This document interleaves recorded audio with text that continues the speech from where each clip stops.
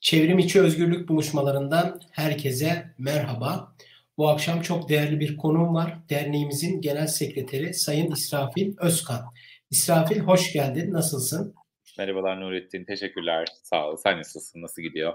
Çok teşekkür ederim. Sağ ol. Rutin koşuşturma devam işte. Çok teşekkür ederim davetimizi kabul ettiğin için. Biz bir süredir Özgürlük Araştırmaları Derneği'nin çıkardığı Almanağın iç başlıklarını, alt başlıklarını konuşuyorduk. Kimlerle yaptık programımızı? Şöyle ben kısaca tekrar edeyim. Doçent Doktor Ali Rıza Çoban'la hukuk devletini yaptık. Enes Özkan'la da ekonomik özgürlükler. Hatırlatmakta fayda var. Özgürlük Araştırmaları Derneği hukuk devleti, Türkiye'de hukuk devleti ve demokrasi izleme projesinin bir çıktısı olarak 2020-2021 yılının Almanağını yani Z raporunu çıkartmıştı. Hangi alanlarda? Hukuk devleti, ekonomik özgürlükler, demokrasi ve sivil özgürlükler. Bunların içinde bir de sivil toplum başlığı vardı. İsrafil bizim genel sekreterimiz olduğu için söylemiyorum kıymetli izleyiciler. Türkiye'de sivil toplum konusunda en yetkin isimlerin başında gelir. Hem teorik hem de pratik tarafını. Bu konuda hiç mütevazi olmamıza gerek yok. Sivil toplum bahsini seninle konuşacağız İsrafil ama öncelikle bu projeden, Türkiye'de hukuk devleti ve demokrasi izleme projesinden kısaca bahseder misin? Bir de bu projenin özgürlük bültenleri ayağı vardı. Oraya da değinmeni senden istirham ediyorum. Tabii bu proje bizim aslında pandeminin en ağır olduğu dönemlerde hazırladığımız bir proje. Projenin ilk başında projeyi Freedom House destekledi. Özellikle pandeminin başında, işte, pandemi önlemleriyle beraber artan insan hakları ihlalleri üzerinden aslında hem hukuk devleti, ekonomik özgürlükler, sivil özgürlükler meselelerinde bir gündem izleme ve, işte, gündem yoğunluğu arasında bazı önemli olayların kaybolup gitmemesi üzerine kurduğumuz bir projeydi.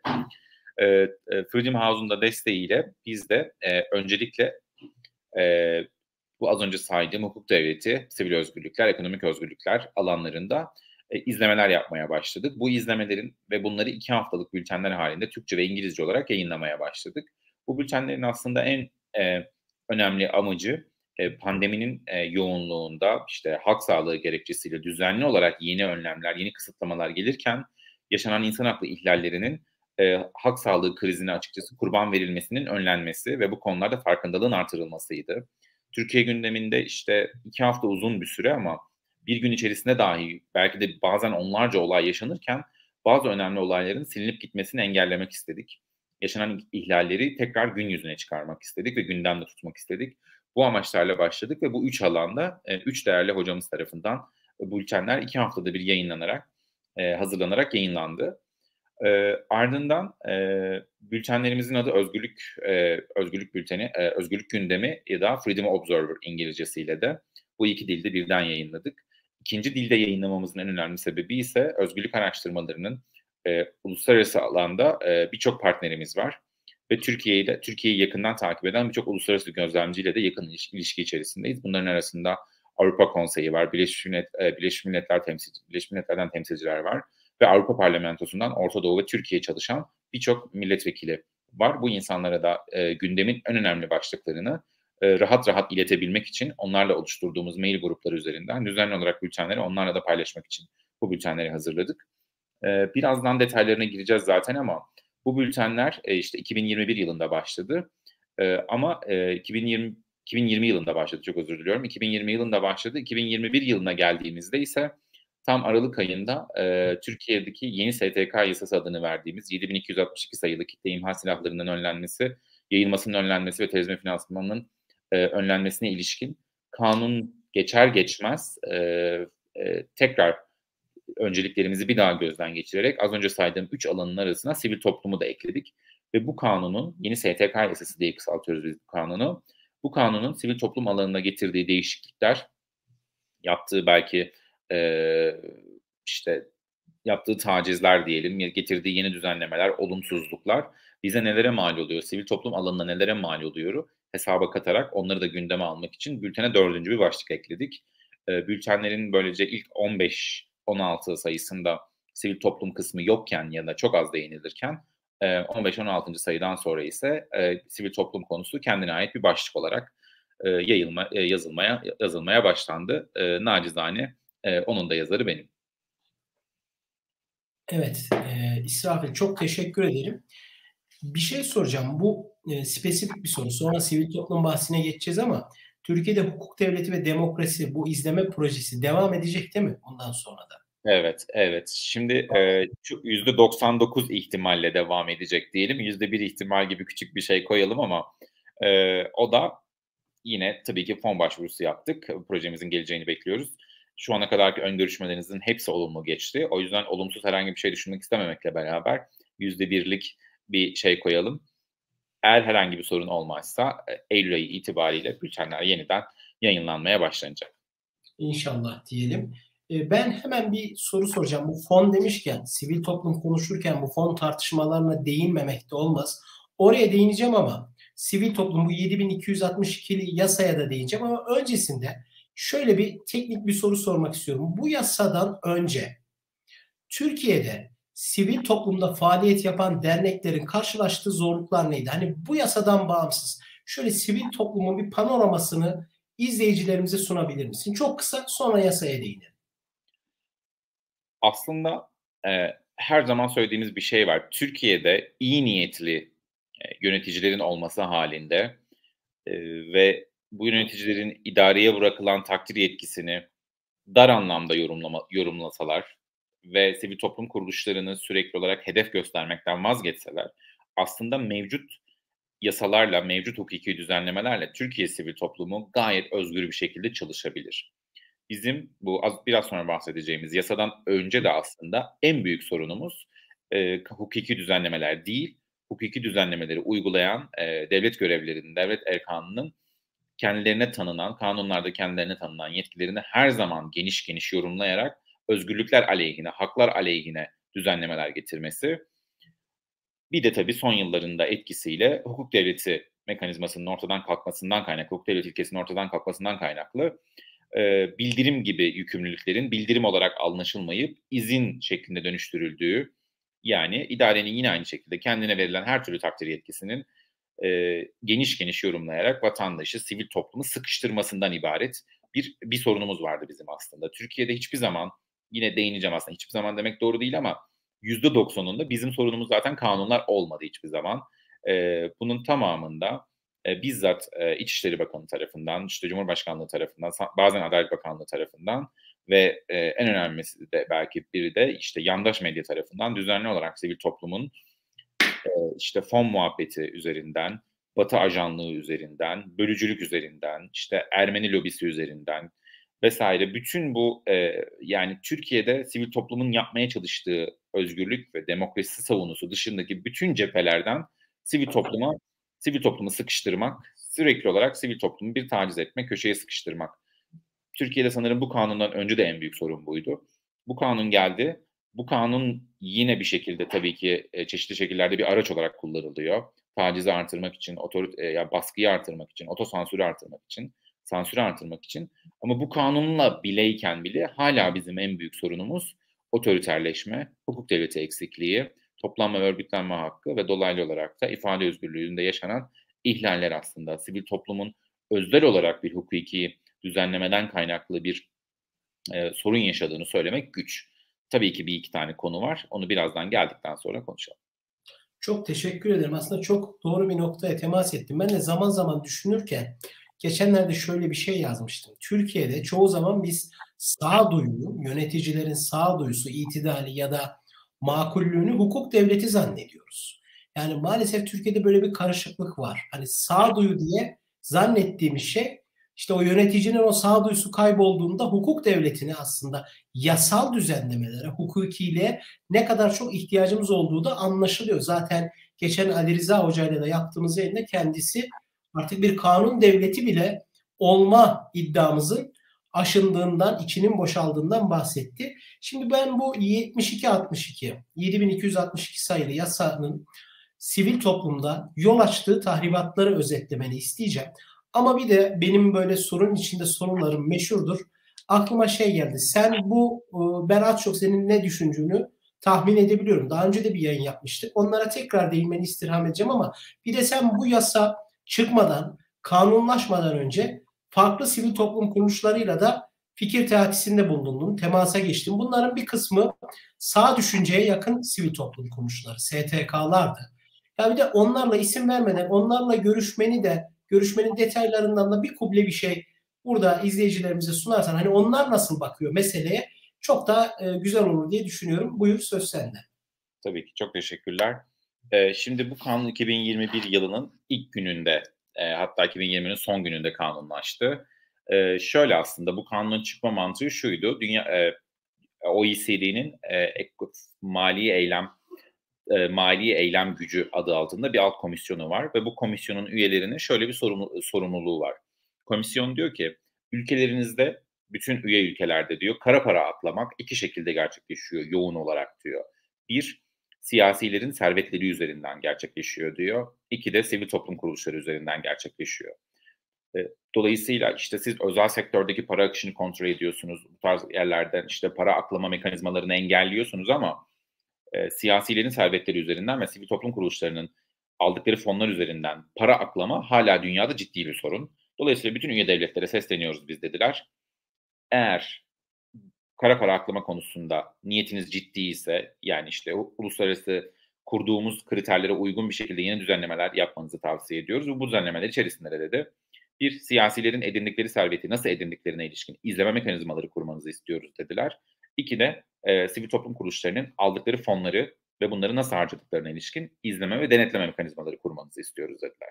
Bu bir tavsiye niteliğinde bir karardı. Eğer bu kararı yapmazsanız eğer, FAFT'ın size şöyle bir yaptırımı oluyor. Diyor ki, sizi bir listeye alıyor, gri listeye alıyor ve diyor ki, bu ülkeye yapacağınız yatırımlarda bu ülkenin kara para aklama konusunda yeteri kadar güçlü mekanizmaları olmadığını, engelleyecek güçlü mekanizmaları olmadığını bilgisine olun diyor. Bu haliyle ülkenin hem kredi puanını etkiliyor, işte hem gelecek yatırımcının haliyle uluslararası uzmanlardan alacağı görüşü etkiliyor. Her anlamda Türkiye'nin içinde bulunduğu ekonomik krize aslında fazladan bir kürek daha atacak bir süreçti bu aslında. Türkiye'de haliyle dedi ki, biz tabii ki bu tavsiye kararına uyacağız ve kara para aklama konusunda çeşitli mekanizmalar getireceğiz dedi. Ama Türk hükümetinin yaptığı çok akıllıca bir şey vardı. Kendilerince çok akıllıca bir şey vardı. Sadece sivil toplum kuruluşlarının fonlarını nasıl aldıkları ve nasıl harcadıklarına ilişkin izleme ve denetleme mekanizması kurdular. Siyasilerin servetlerini nasıl edindiklerini ve servetlerini nasıl harcadıklarına ilişkin izleme mekanizmalarını ise kurmadılar. Şimdi bu kanunun zaten ilk sorunlu noktası buydu. OECD'nin ve FAFT'ın tavsiye kararları doğrultusunda uyguladığınızı söylediğiniz bir kanunun tavsiye kararının sadece %50'sini kanunlaştırıyorsunuz. Kalan %50'sini görmezden geliyorsunuz. Bu bir. Zaten Ali Rıza Hoca ile konuştuğunuz daha iyi oldu. Keşke Ali Rıza Hoca bu konuyu açıklasaydı ama Ali Rıza Hoca bu bülteni ilk yazdığında ilk bu konuyu o yazmıştı kanun çıkarken ve şunu demişti. Zaten kanunun bu haliyle de FAFT'ın öngörülerine ya da tavsiyesine uyulmadığı çok bariz belli. Çünkü siyasilerin servetlerini nasıl edindiklerini konu dışı bırakıyorsunuz. Dolayısıyla FAFT'ın bunu kabul etmesi mümkün değil. Bir de zaten otoriterleşen bir ülkede ekstra denetim mekanizmaları kurmak sivil toplum kuruluşu üzerine, bu hepimizin açık açık itiraz ettiği bir şeye sebebiyet verecek. O da sivil toplum üzerindeki baskıları artıracak. Türkiye bu haliyle FAFT'ın gri listesine girmeyi, bu kanunla gri listeden kaçamaz diye Ali Rıza Hoca en baştan söylemişti zaten. Biz de zaten bunun üzerine kurduk açıkçası bütün şeylerimizi. Şimdi peki ne oldu? Sonunu söyleyeyim öncelikle. Tabii ki aradan yaklaşık 9 ay geçtikten sonra FAFT bu kanunu, bizim tavsiyelerimiz doğrultusunda yapılmış bir kanun değil bu. Bizimkinin yarısını almışsınız ve kalan yarısını da sivil toplum kuruluşlarını bastırmak için denetim mekanizmaları kuruyorsunuz ve sivil toplum üzerindeki baskıları artırıyorsunuz. Dolayısıyla bizim bunu kabul etmemiz mümkün değil diyerek Türkiye'yi gri listeye aldı. Bu işin bir diğer tarafı. Peki gri listeye gelene kadar bir sivil topluma nelere mal oldu dersek eğer, şimdi biz bu kanundan önce sivil toplum kuruluşları olarak sadece İçişleri Bakanlığı'nın tespit edebileceği nitelikte büyük bir usulsüzlük ya da işte bildirimlerde, derneğin yapması gereken işlemlerde bir usulsüzlük ya da rutin belli periyotlarla yapıyoruz bu işlemleri. Bunların bildirilmesinde bir hata, bir eksiklik olması halinde İçişleri Bakanlığı gerekli görürse bizi denetime geliyordu. Ya da işte basına da yansıyacak ya da doğrudan şikayet üstünde büyük bir şey almış olması gerekiyordu. Bir şikayet almış olması gerekiyordu. Bunun dışında Türkiye sivil toplumunda yani sorun çıkmadığı sürece müdahale edilmemek üzerine dayalı bir denetim anlayışımız vardı. Ben yaklaşık işte 10 yıldır sivil toplum kuruluşlarında çalışıyorum. İlk defa denetime uğradım. Benden önce çalışanlar, benim patronlarım işte 25 yıldır sivil toplumdalar, 30 yıldır sivil toplumdalar. Hiç denetim görmemişler hayatında. olması gerektiği gibi sadece çok ciddi bir mesele anında, çeşitli itirazlar anında ya da şikayet anında kontrol edilen bir mekanizmadan şeye geçtik, neye geçtik? En geç 3 yılda bir bütün sivil toplum kuruluşları denetime tabi tutulacak. Ve dediler ki Eskiden, özür diliyorum böldüğüm için. Eskiden bunu İçişleri Bakanlığı bünyesinde bir alt birim olan dernekler ve daire, değil mi? Dernekler daire başkanlığı Sivil yapıyor. Toplumla İlişkiler Genel Müdürlüğü oldu orası. Hı hı. Onlar yapıyor. Bu biraz teknik bir mesele ama İçişleri bütçesi büyük olan derneklere İçişleri Bakanlığı uzmanları gönderilir. Bütçesi düşük olan derneklere ise İl Dernekler Müdürlüğü'nden gönderilir denetmenler. Burada ilk önemli sorun zaten 3 yılda bir en geç 3 yılda bir denetlenecek olmanın getirdiği bir idari yükümlülük var. Türkiye sivil toplumu her ne kadar işte belli alanlarda şu an çok sık adımız duyuluyor olsa bile farklı farklı alanlarda maalesef Türkiye sivil toplumunun kurumsal yapısı inanılmaz zayıf. Ve neredeyse yani çok ciddi bir rakam söyleyeceğim. %70'i belki de %80'i gönüllüler üzerinden, part-time üzerinden, insanlar üzerinden yürütülen ve sürekli olarak idari dokümanlarını tutmak, bunları çok düzenli tutmak, hatta bunları bir denetmenin çok rahat anlayabileceği şekilde tutabilecek gücü olan sivil toplum eee, örgütü sayısı maalesef Türkiye'de inanılmaz az. Bunun yarattığı müthiş bir idari yük var. Müthiş bir idari yük var. Bunu geçelim. Denetmenlerin denetimleri seçilecek, denetime gidilecek derneklerin yaptıkları çalışmalar üzerinden, sosyal medyada görünürlükleri üzerinden, hükümete karşı aldıkları eleştiriler, pozisyonlar üzerinden denetime gönderilecek hissi hepimizde oluştuğu için, bunu bildiğimiz için daha doğrusu öyle söyleyelim. Hepimizin denetimden değil, denetmenin kendisinden korkmamız gibi bir durum daha yaşandı. Bunun dışında şöyle bir durum daha var. Eğer terörle mücadele kanununun ilgili maddesinden herhangi bir şekilde soruşturma geçirirsek bir derneğin denetim organları ya da yönetim organlarından bir temsilci, bu kişinin bir daha herhangi bir derneğin yönetim organlarında yer alması süresiz şekilde engelleniyor. Mahkeme neticelenmeden, değil mi? Mahkeme Neticelenmeden. nihai kararı Evet, vermedi. Bu evet. nasıl İşte işlemedi? evet, sadece soruşturmayla. Bu mesela en büyük sıkıntılarımızdan bir tanesi. Bunun dışında derneğin mallarına el konulması, bütçesine el konulması çok basit bir idari işleme indirilmiş durumda. Dernekte aslında zaten İçişleri Bakanlığı'nın derneğin çalışmaması halinde, organların görevini yerine getiremiyor olması halinde kayyum atama yetkisi varken şu an kayyum atama yetkisi mesela dernek başkanı hakkında bir soruşturma açıldığı an İçişleri Bakanlığı'nın başkanı ve yönetim kurulunu görevinden alıp yerine doğrudan kayyum ataması için önüne bütün taşlar düzenlendi. Yetki daha da kolaylaştırıldı onlar için. Dolayısıyla şu an bizi kanuna karşı koruyabilecek, kanuna karşı diyorum çünkü kanunun kendisi çok tehlikeli bir hale geldi. Koruyabilecek hiçbir mekanizmamız kalmadı. Bunun sivil toplum kuruluşları üzerinde yarattığı çok ciddi bir baskı var. Çok ciddi bir baskı var. Attığımız her adımı artık bir değil 5 kere düşünmek zorunda kalıyoruz. Böyle bir baskımız var. Tabii bunun dışında bütün bunlara uysanız bile yine derneğinizin hükümete karşı aldığı pozisyon gereği sizin yaptığınız herhangi bir usulsüzlük, herhangi bir hata ceza aralığı 5.000 lirayla 50.000 lira arası, 100.000 lira arası çok ciddi bir marj farkı var. Dolayısıyla yine bu sizin kim olduğunuza göre ve ne iş yaptığınıza göre çok ağır cezalarla karşılaşabiliyorsunuz. Şimdi aslında yine kanunun ilk bölümüne dönersek bu kanun kitle imha silahlarının yayılmasının önlenmesi ve terörizmin finansmanının engellenmesine dair bir kanun. Ama bu kanunun içerisinde kurulan bu denetim öyle bir kuruldu ki terörizmi finanse etme ihtimaliniz yok. Kitle imha silahlarını finanse etme ihtimaliniz yok. Bu kanun bunları getiriyor. Ya bunlar üzerinden bakıyor ama siz öyle bir denetim kurmuş ki yönetim kurulu defterinde karar tarihini yanlış yazdığınız için, faturayı yanlış yazdığınız için bu kanun kapsamında uğradığınız denetimden işte 150 bin liralık, 200 bin liralık ceza yiyerek böyle çok ağır külfetler altına girmek durumunda kalıyoruz da yani. Çok teşekkür ederim İsrafil. Başka ekleyeceğim bir şey yoksa Bu buyur. Varsa. şeylerle ilgili yani açıkçası hükümet yanlısı derneklerle ya da hükümetin sevdiği derneklerle hükümetin sevmediği dernekler arasındaki bu kanuna bakış açısına da çok kısa değinecek olursam biz işte yaklaşık 6-7 tane dernekle röportaj yaptım ben bu kanun kapsamında. Kanunu nasıl görüyorsunuz, denetim süreçlerini nasıl görüyorsunuz diye. Yani hükümete yakınlıktan ziyade ideolojik ve dünya görüşü olarak Benzer. aynı safta bulunan değil mi? Evet, Evet. evet. Maalesef, ilk başta bu dernekler de yani, daha böyle hükümetle aynı safta diyeceğim artık.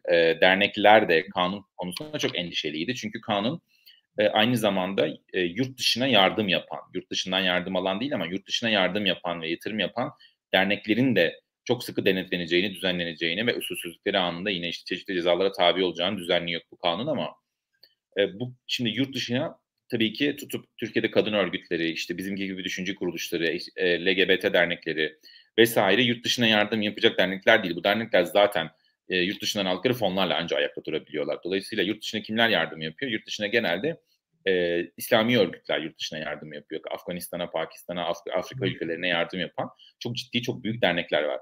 Bu dernekler hâliyle bu kadar sıkı bir denetime tabi olacaklarını duyduklarında bu kanuna itiraz ettiler. Ama gelin görün ki çok ilginç bir şey yaşandı. Ülkenin İçişleri Bakanı dedi ki, "Sizin endişelenmeniz gereken hiçbir şey yok. Ben sizi koruyacağım bu kanundan." dedi. Yani biz bu açıklamayı nereye koyalım? Buradan ne anlayalım? Kanuna karşı neden korunma ihtiyacı duyalım? Ya da kanuna karşı korunma ihtiyacınız varsa demek ki bu kanun sorun çözmek için gelmemiş, bu kanun sorun yaratmak için gelmiş. Yani kanun var ama Ankara'da dayınız da var. Evet, yani neresinden tutsak elimizden kalacak bir süreci de geçtik. Dolayısıyla biz o saatten sonra aslında yaklaşık 700 tane sivil toplum kuruluşu bu kanuna itiraz ettikleri bir anlaşma yani bir metin yayınladık. Ama, yine de bu metinden sonra da, eee, belli gruplar belli güvenceleri alınca hâliyle Türkiye'de daha böyle muhalefette kalabilecek, kritik pozisyonlarda kalan sivil toplum kuruluşları olarak yalnız kaldık. Bu süreçte sonrasında ben yaklaşık 7-8 ay sonra bu kanundan sonra sorduğumda kanuna dair neredeyse hiçbir fikirleri yoktu. Denetim yükümlülüğüne dair hiçbir fikirleri yoktu. Getirdikleri sorunlara dair hiçbir fikirleri yoktu. Aksine, işte, daha çok denetimin Türkiye'de birtakım sapkın derneklerin çalışmalarını engelleyerek Türkiye sivil toplumunun kalitesini artıracağına ilişkin çok ciddi, çok güzel yorumlar yapıldı, öyle söyleyeyim. Ama diğer tarafa baktığımızda, bizimki gibi dernekler, mesela ben başta olmak üzere denetim süreçlerine dair, işte, derneğimizden, işte, Barış'la beraber, işte, arkadaşlarla denetim süreçlerine dair neredeyse her şeyi öğrendik. Bütün süreçleri kontrol altına almaya çalıştık. Denetmenlerden inanılmaz korkuyorduk. Sonra neyse biz denetimi atlattıktan sonra da diğer derneklere çünkü herkes bilgi arıyor. Herkes denetimi nasıl geçireceğini düşünüyor. Herkese bu bilgiyi bu sefer danışmanlıklarla vesaire başka insanlara bu bilgileri aktarmaya çalıştık. Çünkü biz korku içindeydik. Biz terörize olmuştuk. İşte diğer tarafta maalesef kanuna dair neredeyse hiçbir bilgi yoktu. Hâlâ da, çoğu dernek denetime uğramadı. Normalde 3 yılda bir en geç denetime uğramaları gerekiyor bütün derneklerin. Ama belli dernekler denetime uğradı. Kalan derneklerin neredeyse hiçbiri henüz denetime uğramadı. Şu an için belki de, işte, biraz erteliyor olabilirler ama seçimden sonra bence yeniden büyük bir denetim dalgasının geleceğini düşünüyorum ben yine de. Peki, ÖAD nasıl atlattı bu denetimi? Yani şöyle söylüyorum, denetmenlerin tavrı falan nasıldı? Bu tabii denetmenden denetmene değişir de, şahsi tecrüben, daha doğrusu kurumsal tecrübesi ne oldu özgürlük araştırmalarında? Bizim açımızdan çok şanslıydık. Gelen denetmenler sadece işlerini yapmaya gelmişlerdi ve bunu açıkça da belirtmişlerdi. Yani gerçekten, Hıı. görmeyi özlediğimiz hareketlerdi yani. Geldiler ve sadece işini yaptılar. Ve belgelerimizi kontrol ettiler. Herhangi bir eksik vs. olmadan biz bu süreci rahatça atlattık. Ama Türkiye'de, işte, yaptıkları hatalardan ötürü, eksikliklerden ötürü, şeylerden ötürü çok ciddi cezalar yiyen birçok dernek var. Tabii. Oldu da yani. Bu arada demin İsrafil belki açılımını söylemedi, FATF ama neydi? Financial Action Task Force on Money Laundering, yani, kara paranın aklanmasına yönelik mali eylem görev gücü. Türkiye bildiğim kadarıyla 91 yılında üye oldu, buraya ama, bu şöyle bir şey oldu, yani bu yeni, terör kanunu diyelim, sivil toplum üzerinde biraz caydırıcı bir etki yarattı diyebiliriz maalesef. Hani çıkarılma amacı, kanunun çıkarılma motivasyonu ile çıkarılan kanun arasında İsrafil biraz önce özetledi. Hakikaten şey olarak amaç bakımından acayip uçurumlar var. Çok teşekkür ederim İsrafil. Programımızın büyük bir bölümünü geride bıraktık. Ama şu konuya da değinmeden olmaz. Birkaç sene önce, daha doğrusu bir sene önce diyelim, bir fon şayiası kamuoyunda aldı başını yürüdü. Yani sivil toplum, özellikle muhalif sivil toplum kuruluşları gayrimillilikle itham edildi. Yani fondaş diye bir tabir çıkarıldı. Hatta bugün muhalif olan gazeteciler bile isim vermeyeyim şimdi, bu fon meselesi konusunda hükümetin yanında tavır aldı. Şimdi bu fon nedir? Sivil toplum fonlanmaya ihtiyaç duymalı mıdır? Ki daha önce de bu fonlar ilk başta bildiğim kadarıyla İçişleri Bakanlığı'na bildirilmiyor mu? Ya şu süreci bir özetlersen kafa karışıklığımız gideriz. Aslında fon dediğimiz çok basit bir şey. Bir sivil toplum kuruluşu bizler kâr amacı gütmeyen ve kendi gelir modeli olmayan gönüllü topluluklarız. Ve biz bir projemiz olduğunda bu projeyi yapmak karşılığında kimi zaman işte yerel ortaklardan, kimi zaman uluslararası ortaklardan aldığımız aslında maddi yardım. Fon dediğimiz şey aslında bu. Şimdi Türkiye'de Avrupa'nın ve dünyanın, Avrupa'nın ve özellikle Amerika'dan çok farklı olarak bizde maalesef yardımlaşma ya da hayırseverlik kurumu diyebileceğimiz hayırseverlik müessesesi Türkiye'de maalesef gelişmemiş durumda. Türkiye'de hayırseverlik yani birine doğrudan para vermek, aynen ya da nakdi bir miktarda yardımda bulunmak, Türkiye'de sadece insani yardım meselelerinde Tabii gelişmiş. bağış kültürü çok zayıf. Evet, bağış kültürümüz yok. Sadece insani yardım meselelerinde, işte, belli günlerde, işte, erzak paketi dağıtmak ya da köy okulları yapmak gibi Vermez. sadece oralarda yoğunlaşmış bir kültürümüz var. Ama bütün dünyada, yani, siz, bir özel sektör temsilcisisiniz, bir şirket temsilcisisiniz ve kendi alanınızda yapılacak, işte, bir düzenlemeyi destekleyen bir grup insan gördüğünüzde, "Ya, biz de sizinle aynı şekilde düşünüyoruz. Biz sizi destekleyelim madem siz güzel çalışmalar yapıyorsunuz. Ben size daha fazla para desteği vereyim, maddi destek vereyim, çalışma olanağı sunayım. Siz bu savunduğunuz düşünceleri daha iyi savunun, daha güzel savunun." gibi bir anlayışla dünyanın her yerinde insani yardım meseleleri dışında da ortak fikirlerde anlaştığımız insanların bu fikirleri daha fazla yaygınlaştırabilmesi için bir bağış yapma, bir destekte bulunma fikri aslında gelişmiş demokrasilerin hepsinde var. İnanılmaz derecede yaygın. Ama Türkiye'de böyle bir şey yok. Dolayısıyla siz Türkiye'de eğitim alanında çalışmıyorsanız, insani yardım meselelerinde çalışmıyorsanız eğer, arkadaşlarınızla bir araya geldiniz ve, işte, bölgenizde, ne bileyim, bir çok basit bir şekilde anlatalım. Bir köy kütüphanesi yaptırmak istiyorsunuz. Çok basit bir düzenleme yaptırmak istiyorsunuz. Türkiye'de bir sivil toplum kuruluşunun bir yere bizim bir fikrimiz var, bu fikir karşılığında da böyle bir, işte, bir destek arıyoruz dediğinizde, eee bulabileceğiniz bir şey yok, bir destek yok. Belediyede bir destek yok, valilikte bir destek yok, cumhurbaşkanlığı düzeyinde bir destek yok. Türkiye'de böyle bir şey yok. Konularınız siyasileştikçe, konularınız farklılaştıkça ve özellikle de hükümetin sevmediği, ilgilenmediği, marjinal bulduğu alanlara doğru çalışmaya başladığınız zamansa Türkiye hudutlarında bulabileceğiniz hiçbir fon yok. Dolayısıyla siz bir araya geldiniz ve İstanbul Sözleşmesi'nden çıkılmaması üzerine bir kampanya yapmak istiyorsunuz. Türkiye'de bununla ilgili bulabileceğiniz hiçbir fon yok. Dolayısıyla İstanbul Sözleşmesi'nin ne kadar önemli olduğunu inanan uluslararası kuruluşlara gidiyorsunuz ve uluslararası kuruluşlardan destek istiyorsunuz. Şimdi, bu şeydeki yaklaşık bir yıl önceki bu fon muhabbeti gündeme gelene kadar en basitinden yani sadece ben 2010 yılından beri fonlarla çalışıyoruz, uluslararası fonlarla çalışıyoruz. Bunun dışında Türkiye'nin 90'lardan beri, 80'lerden beri neredeyse uluslararası fonlarla çalışan belki de binlerce derneği var. Ya Ve bu şunu da sormak istiyorum, bölmek istemem ama hani sanki bazı devlet yöneticileri, devletliler da ilk defa farkındalarmış gibi bir tavır içerisine girdi. Halbuki ilk önce Türkiye Cumhuriyeti'nin resmi makamlarına bildirilmiyormuş, şu proje karşılığında şu kuruluştan şu kadar fon aldık, şuralara harcayacağız. Öyle değil mi? Aynen öyle. Şimdi İçişleri Bakanlığı Sivil Toplum İlişkiler Müdürlüğü'nün Dernekler Bilgi Sistemi adıyla verdiği bir sistemi var. DERBİS Bilgi Sistemi. Bu kanundan önce de bu DERBİS Bilgi Sistemi yıllardır süren bir bilgi sistemi, bir sistem. Bu kanundan önce de yaptığımız şey şuydu. Biz bir proje başvurusu yapacağımız zaman bununla ilgili yönetim kurulu kararı alıyoruz. Ardından bu karar numarasıyla beraber bu proje geçerse biz bu DERBİS denen sisteme giriyoruz ve buraya biz şu uluslararası kuruluşa şu proje başlığıyla, şu amaçlarıyla şu kadarlık bir proje başvurusunda bulunduk ve bu başvuru kabul edildi diye aldığımız bütün fonları, bütün yardımları biz İçişleri Bakanlığı Sivil Toplum İlişkiler Genel Müdürlüğü'ne her zaman bildiriyoruz. Ve hatta Türkiye'de bu konuyla ilgili çok ciddi bir düzenleme var. Eğer alınan uluslararası destekten bir kuruş dahi harcarsan İçişleri Bakanlığı'na bildirmeden direkt hapis cezası var bununla ilgili. Tabii, Ya, tabii. çok ağır bir şekilde düzenli. Dolayısıyla, siz şimdi bir yıl önce, işte, bu yaşanan olaydan sonra sivil derneklerle çalışan devlet memurları, İçişleri Bakanı, Adalet Bakanlığı, Hazine ve Maliye Bakanlığı vs. Bunu duyduğunda büyük bir şekilde bir şaşkınlık yaptılar işte. Yurt dışından bu kadar büyük fonlar alınıyormuş, böyle işler yapılıyormuş vesaire. Bu tamamıyla manipülatif bir bakış Tabii. açısı. Bizim de haberimiz yoktu. Aman ülkemizde neler oluyormuş vesaire. Bu tamamıyla yani bu oyunun bir parçası. Biz aldığımız her kuruşu hem de bir kuruş dahi harcamadan İçişleri Bakanlığı'na bildirmekle yükümlüyüz.